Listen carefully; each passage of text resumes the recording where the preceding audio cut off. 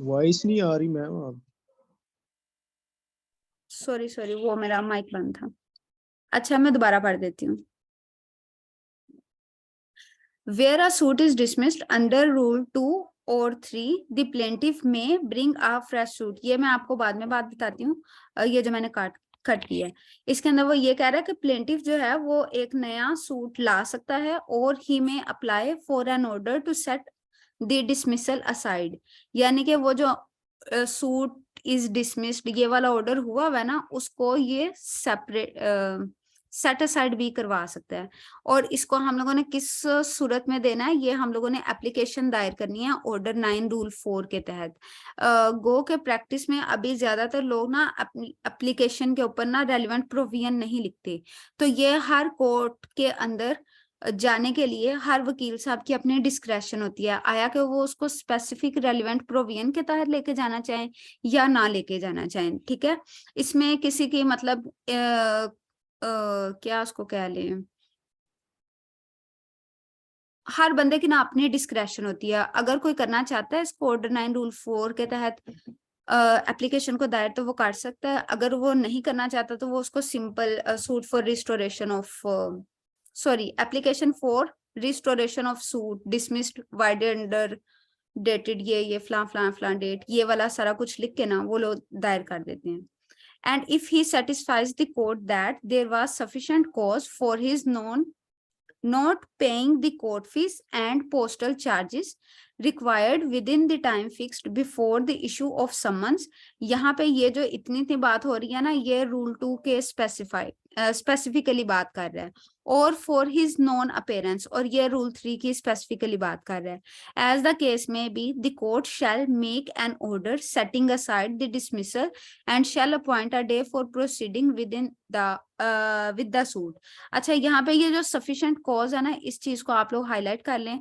आप लोगों ने ना इसके लिए एक ही मतलब वो रखना है, टेस्ट करने के लिए इसको सिर्फ एक ही चीज होगी कि अगर वो इस तरीके की चीज थी जो कि अनअवॉइडेबल सर्कमस्टांसेस थे, तो उस जो प्लेंटिफ था ना वो अपने वकील साहब को उसके चार्जेस वगैरह नहीं पहुंचा पाया, ठीक है, किसी भी तरीके से।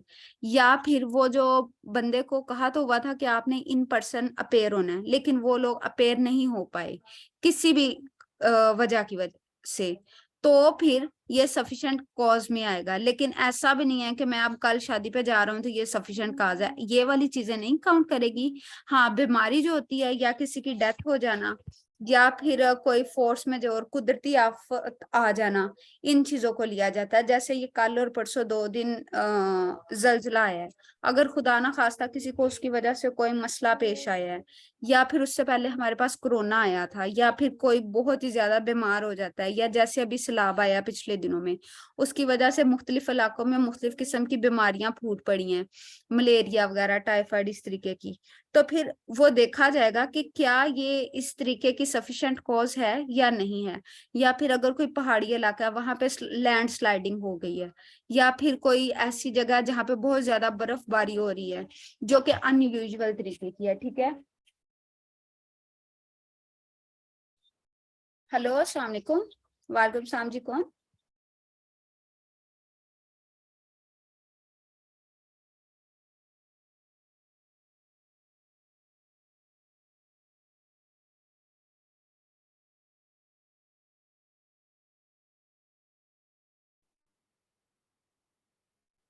अच्छा, यहाँ तक ये चीज हो गई थी मैम हमारी। काइंडली रेस्टोरेशन एप्लीकेशन के मुतालिक थोड़ा सा बता दें।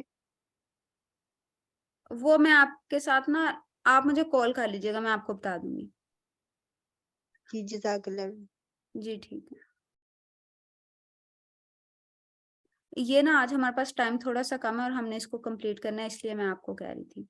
अच्छा, आ गया the provisions of section 5 of limitation act 1908 shall apply to the application under sub rule 1। इसके अंदर वो ये कह रहा है कि जो सेक्शन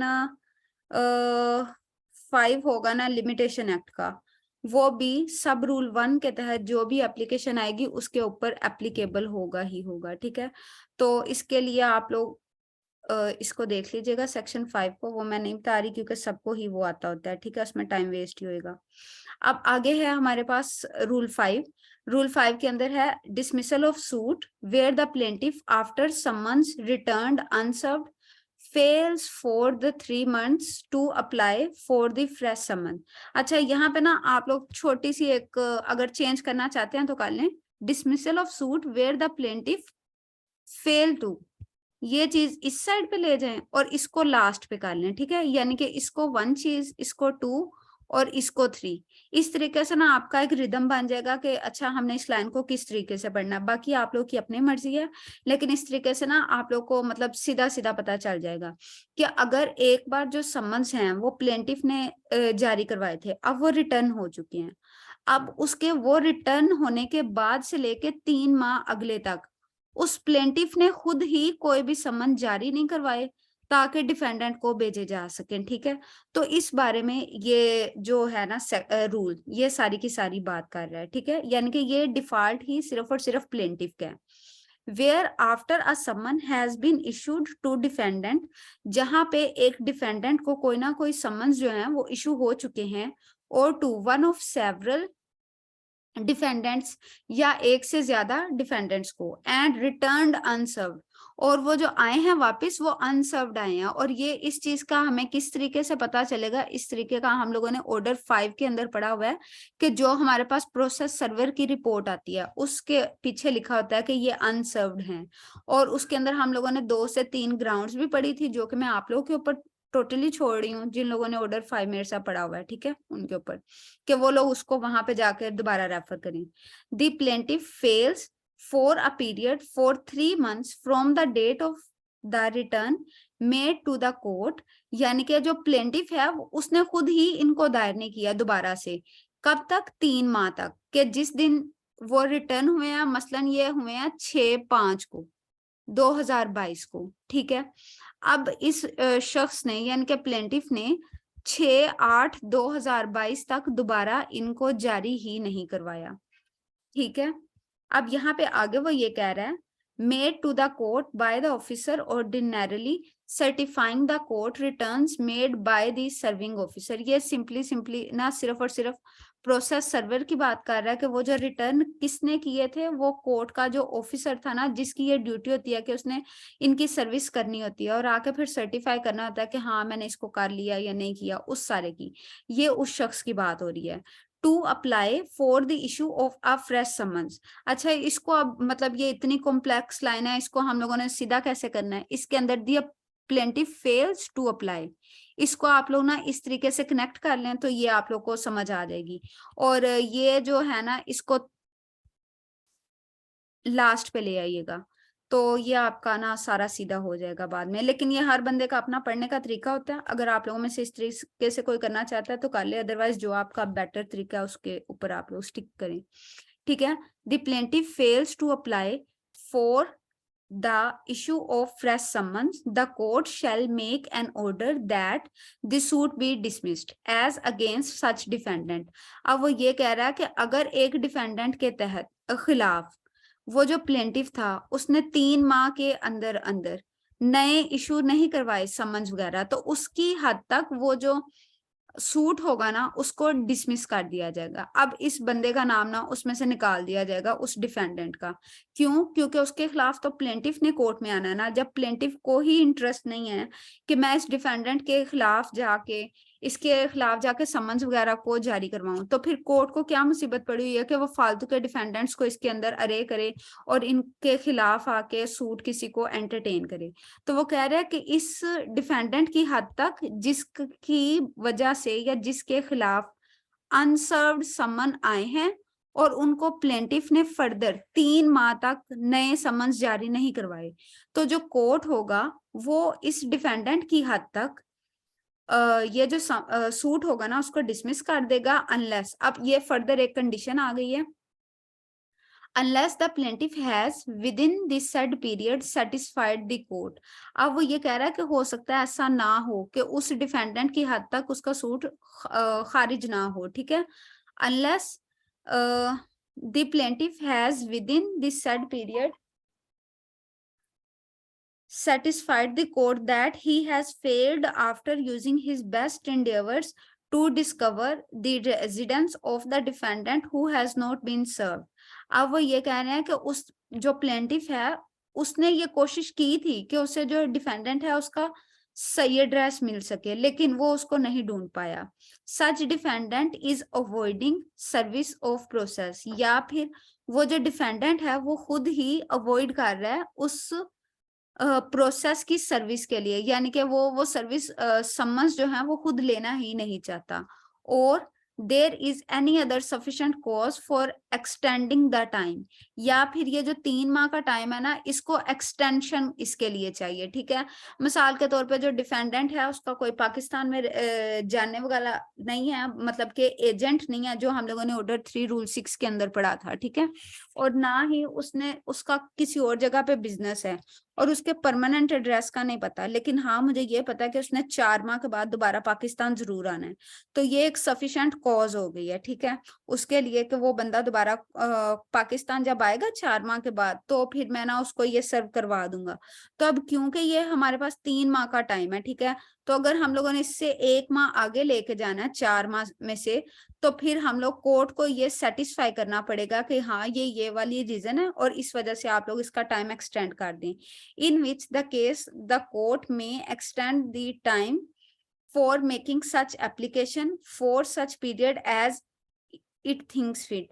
और फिर कोर्ट क्या करेगा, कोर्ट इस टाइम को, यानी कि ये जो हमारी एग्जांपल में से 1 मंथ का टाइम था उसको अगर वो चाहे तो एक्सटेंड भी कर सकता है. In such case the plaintiff may subject to law of limitation bring a fresh suit, यानी कि इस सूट जो प्लेंटिफ होगा ना वो फिर एक नया सूट कोर्ट के अंदर ला सकता है. ठीक है, अगर इस तरीके से ये डिसमिस हो चुका है सूट. अच्छा, ये subject to law of limitation ये अभी यहाँ पे भी आया और इससे पिछले में भी आया था. ठीक है ना, तो इस चीज का ना सिंपल आप लोग इतना मतलब समझ लें कि अगर तो वो जो नया सूट, एक बार ये सूट हुआ है डिसमिस, ठीक है, एक बार सूट हुआ है डिसमिस और उसके बाद यहाँ पे हमारे पास इतना लिमिटेशन पीरियड मौजूद है कि हम लोग नया सूट दायर कर लें, तो फिर हम लोग नया सूट दायर कर सकते हैं.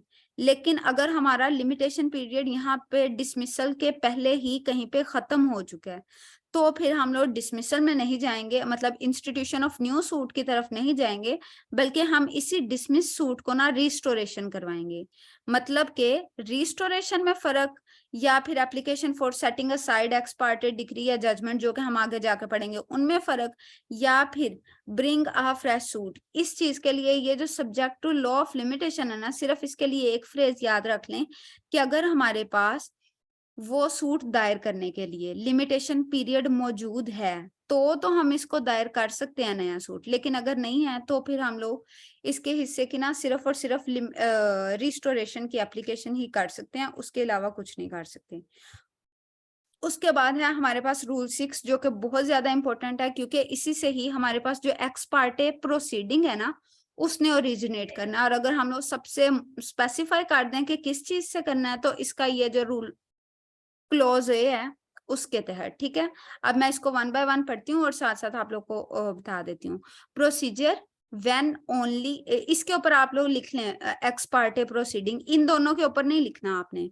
ठीक है, सिर्फ और सिर्फ इसके ऊपर, ए के ऊपर आप लोगों ने लिखना है इसको. Where the plaintiff appears and defendant does not appear, यानी कि प्लेंटिफ तो आ गया है लेकिन डिफेंडेंट नहीं आया. when the suit is called on for hearing, जब भी सूट की कोई हेयरिंग होगी तो तब. then when summons duly served, अगर समन्स जो है वो ड्यूली सर्व हो चुके हैं. अब जो मैंने आप लोगों को शुरू में कहा था कि जिन लोगों ने मेरे साथ ऑर्डर 5 पढ़ा हुआ है वो लोग इसको अपने अंदाजे के मुताबिक नहीं, और जो हम लोगों ने जितनी भी बातें वहां पे पढ़ी थी ना, जो मैंने आप लोगों को बताते वक्त इस चीज पे बड़ा किया था कि ये चीज होगी तो ड्यूली सर्व समझा जाएगा, तो यहाँ पे आप लोगों ने वो सारी प्रोविजंस को मतलब ऐड ऑन कर देना है. ठीक है, वो जितनी भी हैं. ठीक है, व्हेन समन्स ड्यूली सर्व्ड, अगर उनके ऊपर यानी कि डिफेंडेंट के ऊपर, चाहे वो एक है या उससे एक से ज्यादा है, तो उनके ऊपर सर्विस हो चुकी है और कोर्ट ने ये अंदाजा लगा चुका है कि हाँ ये ड्यूली सर्व हैं, तो क्या होगा. इफ इट इज प्रूव्ड, ये जो प्रूव्ड का वर्ड है ना, ये हमारा क्यूएसओ के अंदर जो डेफिनेशन हुई है शुरू में एक्सप्लेन, प्रूव, नॉट प्रूव, ये सारे वो हैं, ठीक है।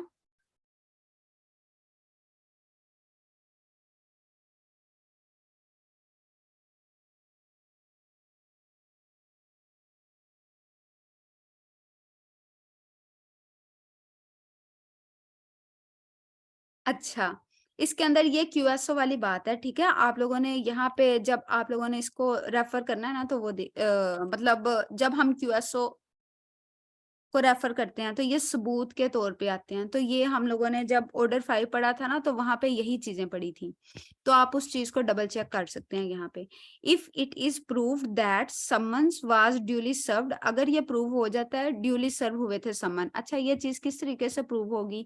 ये अगर हमारे पास रिसीट्स आई हुई हैं और एक्नॉलेजमेंट ड्यू की रिसीट आई हुई है, या हमारे पास जो अखबार इश्तिहार था उसका प्रॉपर जो पोस्टल की तरफ से आया था, अखबार इश्तिहार जो उनका जो नुमाइंदा था उसकी तरफ से जो अखबार इश्तिहार आता है वो आया हुआ है, और उसके अलावा हमारे पास जो प्रोसेस सर्वर है उसकी जो समन की बैक साइड पे हमारे पास रिपोर्ट आती है, वो वाली रिपोर्ट आई हुई है। इन सब चीजों को देख के ना कोर्ट ये अंदाजा लगाएगी कि आया कि ये चीज ड्यूली सर्व थी या नहीं थी, ठीक है। अगर तो कोर्ट को ये लगता है हाँ मेरे पास प्रोसेस सर्वर की रिपोर्ट भी आई हुई है और उसके अलावा मेरे पास एडीटीसीएस की और यूएमएस की रिपोर्ट्स भी आई हुई हैं, और उसके अलावा मेरे पास अखबार इश्तिहार भी आया हुआ है, ठीक है। और यहाँ पे प्रोसेस सर्वर का उन्होंने बयान भी लिया हुआ है, क्योंकि यहाँ पे वो अपने सिग्नेचर्स और बयान वगैरह भी देता है। और अगर कोर्ट ये सब कुछ देख लेता है, ठीक है, तो फिर कोर्ट जो है ना ये ऑर्डर 6 रूल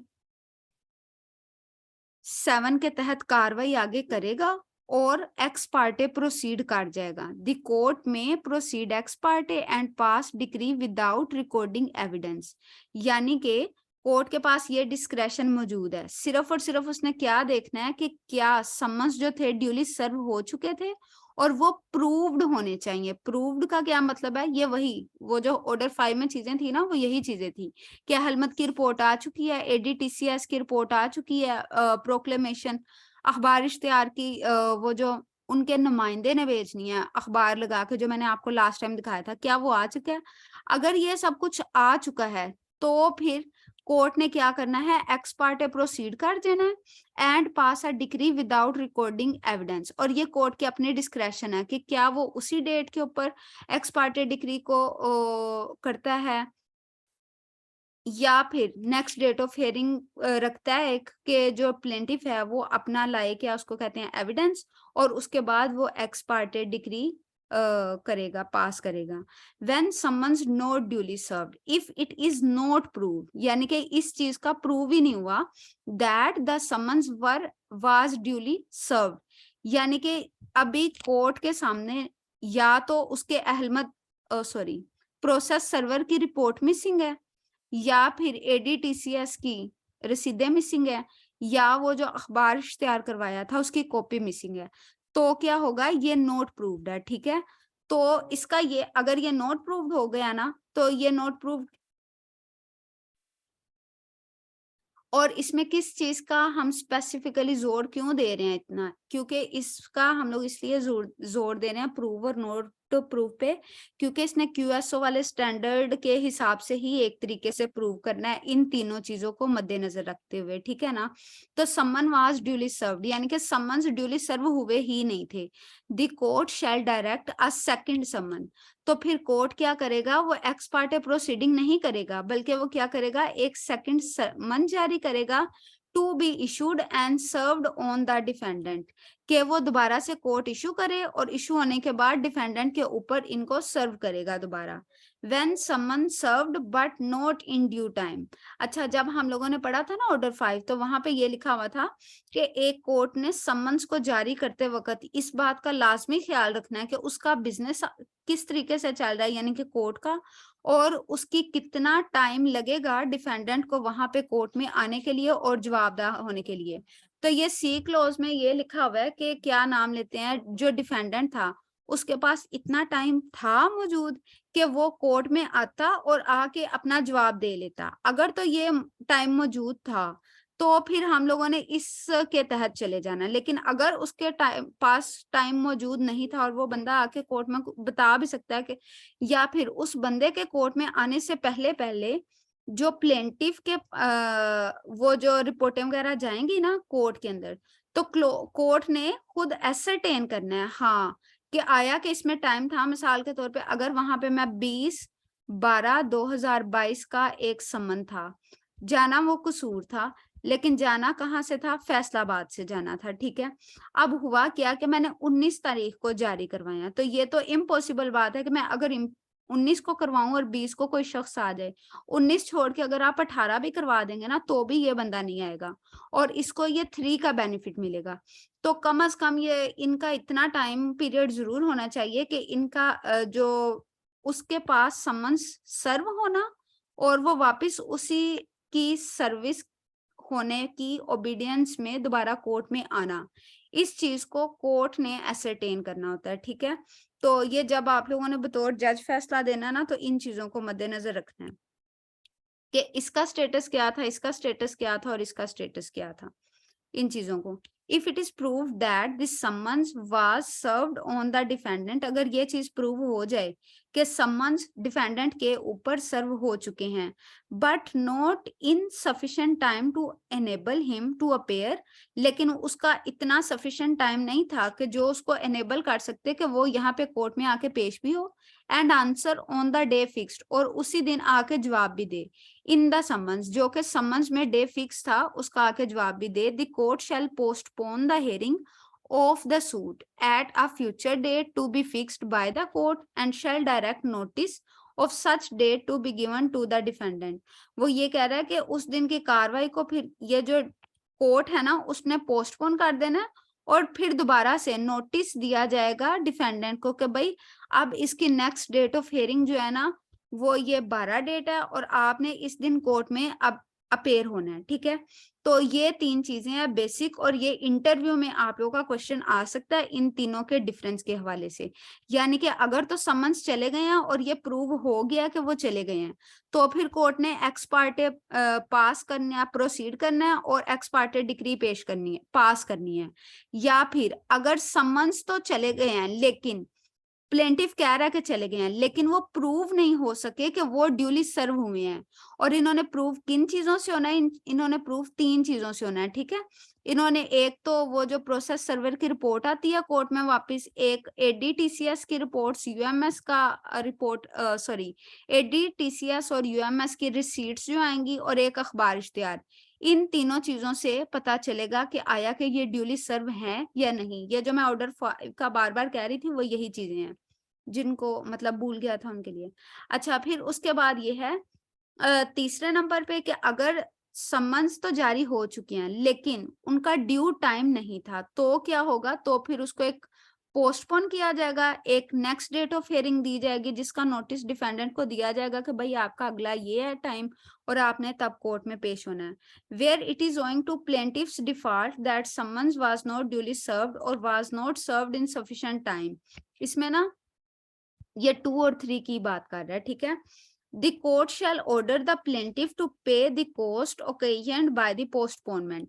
और अब क्या होगा, ये प्लेंटिफ को इसकी कॉस्ट भी पड़ेगी, और कॉस्ट तो हमें पता है हर जाना खर्चा जो भी समझ लें हम लोग।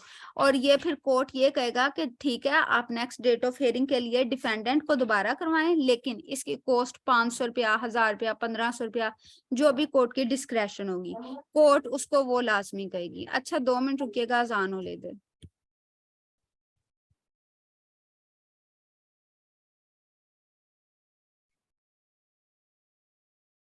अच्छा यहाँ पे उसको कॉस्ट होगी, यहाँ तक आप लोग को पता चल गया। अच्छा अब रूल 7 है, इसके अंदर ना उसकी रेमेडी मौजूद है और ये सिर्फ और सिर्फ क्लॉज ए के लिए है, ठीक है। क्योंकि जो क्लॉज बी है ना ऑर्डर 6 की, क्लॉज बी और क्लॉज सी, इसके बारे में तो मतलब कोई प्रोसीडिंग ही नहीं हुई, तो इसके बारे में कोई रेमेडी नहीं होगी। इसके अंदर या तो सेकंड समन्स आएंगे और या फिर पोस्टपोन होकर नेक्स्ट डेट ऑफ हियरिंग पड़ जाएगी, लेकिन इसके अंदर इनको कॉस्ट होगी प्लेंटिव्स को ना, ठीक है। लेकिन जो सी है ना, इसके ए पार्ट के साथ आप लोग ना रूल 7 लिख लें।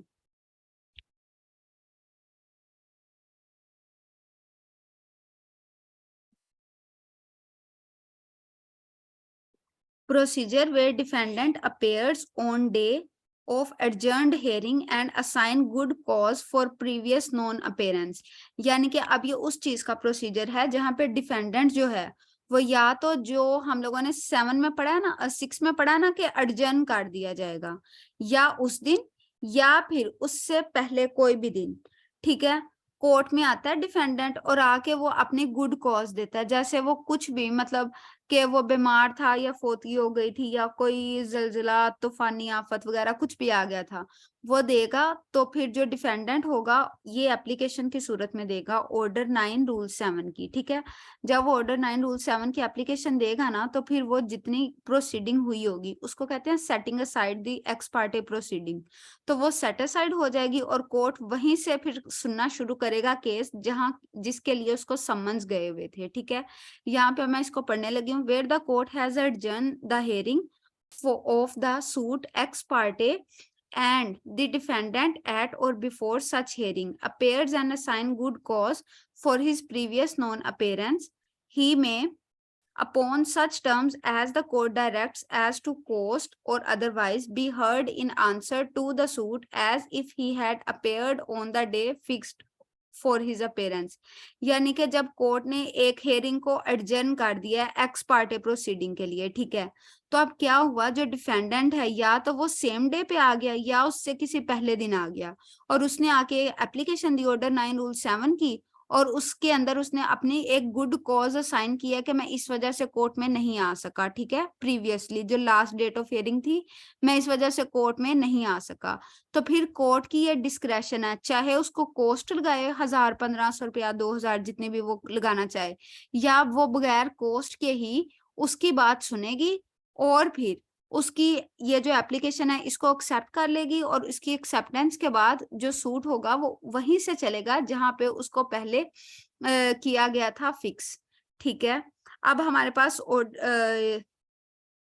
रूल 8 है procedure where defendant only appears. यानी कि अगर प्लेंटिफ नहीं आता तो क्या होगा, अगर प्लेंटिफ ना आएगा ना और डिफेंडेंट आ जाएगा तो सूट उसका ना डिसमिस हो जाना है। ये सिंपल सी बात है, आप लोग सिर्फ ये बात याद रखें कि सूट क्या हो जाएगा, dismiss. Where the defendant appears and plaintiff does not appear when the suit is called for hearing the court shall make an order that the suit be dismiss. यानी कि जब डिफेंडेंट तो आ गया लेकिन प्लेंटिफ नहीं आया तो कोर्ट के अंदर कोर्ट जो है वो ऑर्डर करेगा कि ये सूट को डिसमिस किया जाए, और यहाँ पे है कोर्ट शैल, तो इसका मतलब है ये मैंडेटरी प्रोविजन है। Unless the defendant admits the claim, जब तक के जो डिफेंडेंट है वो प्लेंटिफ के किए गए क्लेम को मान ना ले और पार्ट देयर ऑफ या फिर उसके किसी हिस्से को ना मान ले, ठीक है।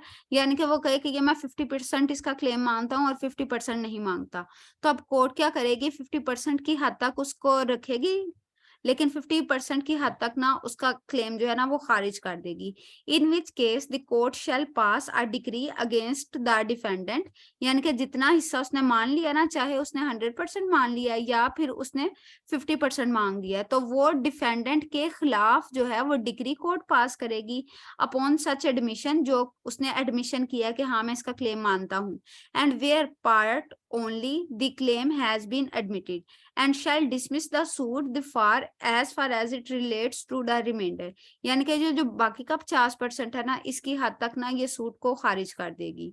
अब हम लोग नेक्स्ट पढ़ते हैं 9 decree against plaintiff by default bars a suit fresh suit where a suit is wholly or partly dismissed under rule 8। अगर 8 के तहत या तो पूरी की पूरी डिक्री